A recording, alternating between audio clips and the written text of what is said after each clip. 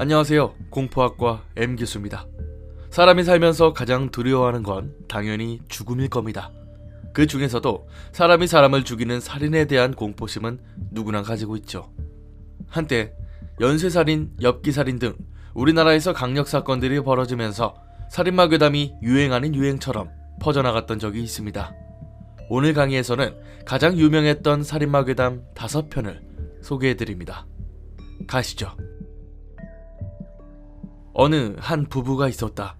남편이 안 좋은 꿈을 꿔서 아내에게 일찍 올 테니까 아무에게도 문 열어주지 말고 밖에도 나가지 말라고 당부하고 집을 나섰다.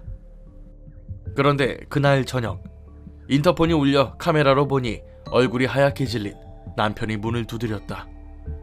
그 모습이 기괴하게 느껴진 아내는 무서워져서 문을 열지 못했다.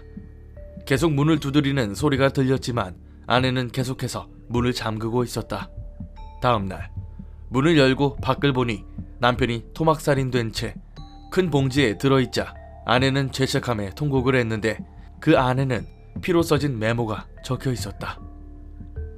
미친년, 존나 똑똑하네. 입 밖으로 꺼내기도 조심스러워 항상 마음속으로만 담아두었던 이야기입니다. 제가 고등학교 3학년 때의 일입니다. 저는 그날도 여느 때처럼 독서실에서 공부를 하고 있었습니다. 그날따라 집중이 잘 되어서 계속 공부를 하다 보니 어느덧 새벽 2시가 되어 있더군요. 평소 같으면 1시 반에 출발하는 독서실의 셔틀버스를 타고 집에 갔을 겁니다. 하지만 2시 이후에는 집으로 가는 버스가 없었기 때문에 그냥 집까지 걸어가게 되었죠. 독서실에서 집까지는 걸어서 15분 정도의 거리였고 주변은 아파트 단지인데다가 조명도 밝아 별 생각 없이 음악을 들으며 걸어가고 있었습니다. 그런데 다음 노래로 바뀌는 그 짧은 틈 사이 제 뒤쪽에서 구두굽 소리가 들렸습니다. 뒤를 돌아보니 아무도 없는 아파트 단지 안에 멀찍이 거리를 두고 회사원으로 보이는 사람 하나가 걸어오고 있더군요. 살짝 불안해진 저는 종종 걸음으로 아파트 안으로 들어왔습니다.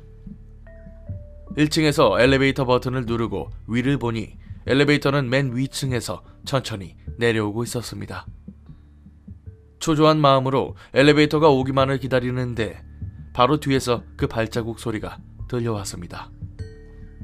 뒤를 돌아보니 아까 그 회사원이 서 있었죠. 생김새를 보니 멀쩡한 모습이었고 가끔 저희 아버지도 회식을 하면 새벽에 집에 들어오실 때가 있다 보니 어느 정도 마음이 놓였습니다. 엘리베이터가 도착하고 문이 열리자 저는 먼저 들어가 버튼을 누르고 그 남자를 쳐다봤죠. 그런데 그 사람은 엘리베이터에 타지 않고 문 밖에서 엘리베이터 천장 한쪽 구석을 유심히 보고 있었죠. 그리고는 씨발이라고 욕을 내뱉더니 뒤돌아 천천히 밖으로 나갔습니다. 저는 놀라서 그 회사원이 보았던 엘리베이터 천장을 쳐다봤습니다. 거기에는 이틀 전에 설치된 CCTV가 달려 있었죠. 밖으로 나가는 그 사람의 뒷모습을 보니 한 손에 신문지로 감싼 무언가를 들고 있더군요. 너무 놀라서 올라가는 내내 집에 전화를 걸었는데 다들 자고 있는지 받지를 않았습니다. 집으로 들어가 주무시던 엄마한테 울먹이며 이야기를 했는데 엄마는 괜찮으면 됐다며 다시 주무셨죠.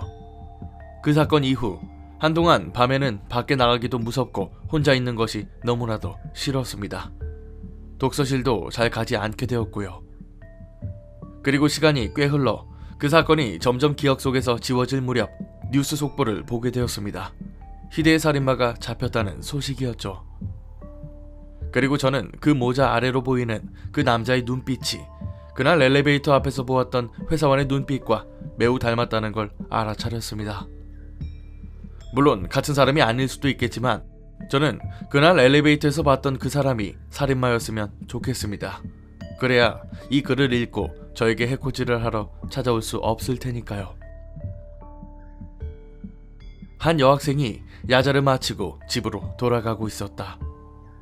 혼자서 아파트 엘리베이터를 타는 것이 무서웠는데 인자하게 생긴 아저씨가 함께 엘리베이터에 타서 속으로 안심했다.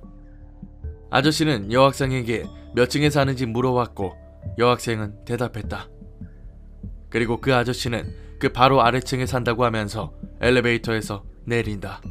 그리고 문이 닫히기 직전 갑자기 칼을 꺼내서 보여주더니 미친듯이 위층, 바로 여학생이 내리게 되는 층으로 뛰어 올라가는 것이다. 밤늦게 일이 끝나 피곤한 몸을 이끌고 집으로 돌아온 한 여성이 샤워를 하려는데 초인종이 울렸다. 나가보니 문 앞에는 경찰이 있었고 그는 그녀가 사는 아파트 위층에서 살인사건이 발생했다고 말했다. 그리고 혹시 주변에서 뭔가 특이한 일을 보았거나 의심가는 사람을 보았는지 물어보기 위해 찾아왔다는 것이다. 여성은 깜짝 놀랐지만 너무 피곤했기 때문에 들어오는 길에 몇 사람을 지나친 것 같지만 기억은 나지 않는다고 설명했다. 이야기를 다 들은 경찰은 감사를 표하며 떠나갔다. 그렇게 일이 끝났다고 생각한 여성이었지만 며칠 후 TV를 보고 깜짝 놀라게 된다. 아파트 위층에서 사람을 죽인 범인이 잡혀 얼굴이 공개되었는데 그 얼굴은 바로 자신에게 조사차 찾아왔다는 경찰이었던 것이다. 즉 살인을 저지르고 그 자리를 떠나려던 범인이 뒤늦게 자신과 스쳐간 여성이 혹시 자신의 얼굴을 봤는지 못 봤는지, 그리고 보았다면 증거 인멸을 하기 위해 변장을 하고 찾아왔다는 것을 이제야 알게 된 것이다. 늦은 밤, 여자는 말이 없는 남자와 함께 계단을 올라가게 되었다. 자신이 살고 있는 층에 도착하고 도어락 버튼을 누르려고 하는데 같이 올라오던 남자가 갑자기 여자의 팔을 붙잡았다. 그리고 여자에게 말했다. 생각해봐요. 이렇게 다른 남자와 같이 올라오다가 뒤에 있는 사람이 갑자기 붙잡으면 어쩌려고 그러세요? 현관문 열자마자 빠르게 들어가서 몹쓸 짓을 한다면 어쩌시려고요? 제가 나쁜 사람이 아니니까 다행이지. 조심하세요. 그 말을 한 남자는 그대로 계단을 내려갔다. 하지만 여자는 여전히 문을 열지 못했다.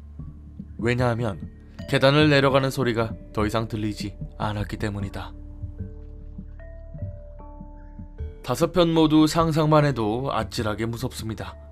이런 거 볼 때마다 느끼는 거지만 아무리 우리나라가 치안이 좋다고 한들 늦은 저녁이나 사람이 많지 않은 곳에서는 조심하는 게 좋을 것 같네요. 오늘 강의는 여기까지입니다. 재밌으셨다면 공포학과에 입학 부탁드립니다. 공포학과 M교수였습니다.